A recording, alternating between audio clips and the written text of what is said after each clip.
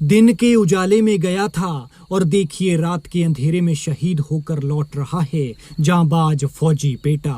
परिवार तड़प रहा है, फौजी बेटे के लिए तरस रहा है।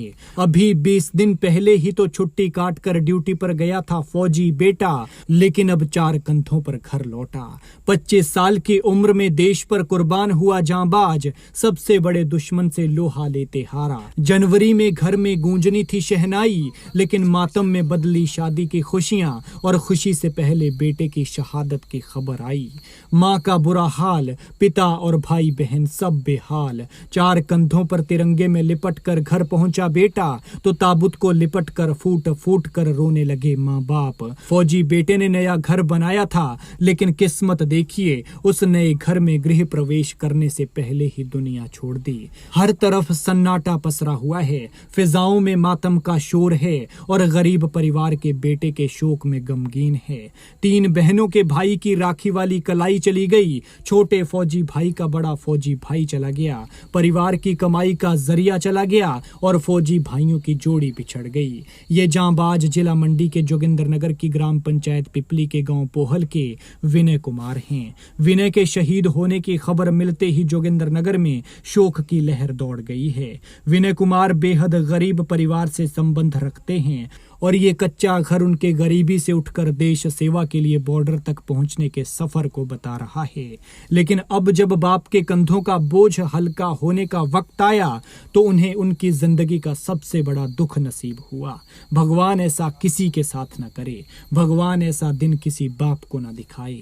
हालांकि कुछ जगहों पर खबरें ऐसी चल रही हैं कि 25 साल के विनय कुमार मुठभेड़ में शहीद हुए, लेकिन विनय की माता सरिता देवी ने बताया कि विनय 1 महीने की छुट्टी पर घर आए हुए थे। उस दौरान विनय की 2 बहनों को पीलिया हुआ था। ऐसे में विनय ने 15 दिन की और छुट्टी ले ली और 45 दिन की छुट्टी के बाद 10 सितंबर को ही ड्यूटी पर लौटे थे। लेकिन ड्यूटी पर लौटने के बाद उन्हें भी पीलिया हो गया और अब ड्यूटी जाने के 20 दिन बाद वो तिरंगे में लिपट कर ताबूत के बीच घर पहुंचे हैं। सच कहा है किसी ने कि इंसानी शरीर को अगर कोई रोग लग जाए और वो रोग ठीक ना हो, तो ये इंसान का सबसे बड़ा दुश्मन बन जाता है। विनय ने अपने इस दुश्मन से डटकर मुकाबला किया, लेकिन बदकिस्मती से वो हार गए। हालांकि बॉर्डर पर उन्होंने देश के कई दुश्मनों को खदेड़ा। विनय का इलाज जालंधर कैंट अस्पताल में चल रहा था, लेकिन इलाज के दौरान यहां उन्होंने अंतिम सांस ली और शहीद हो गए।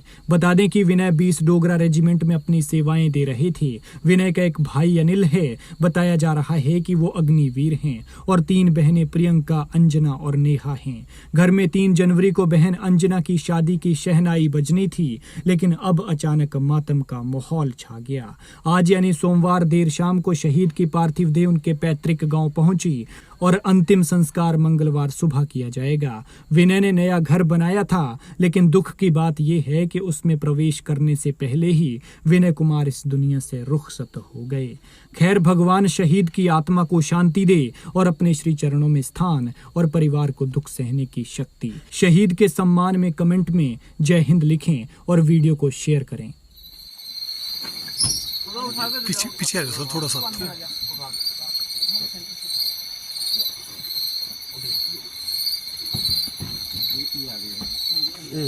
ले चलो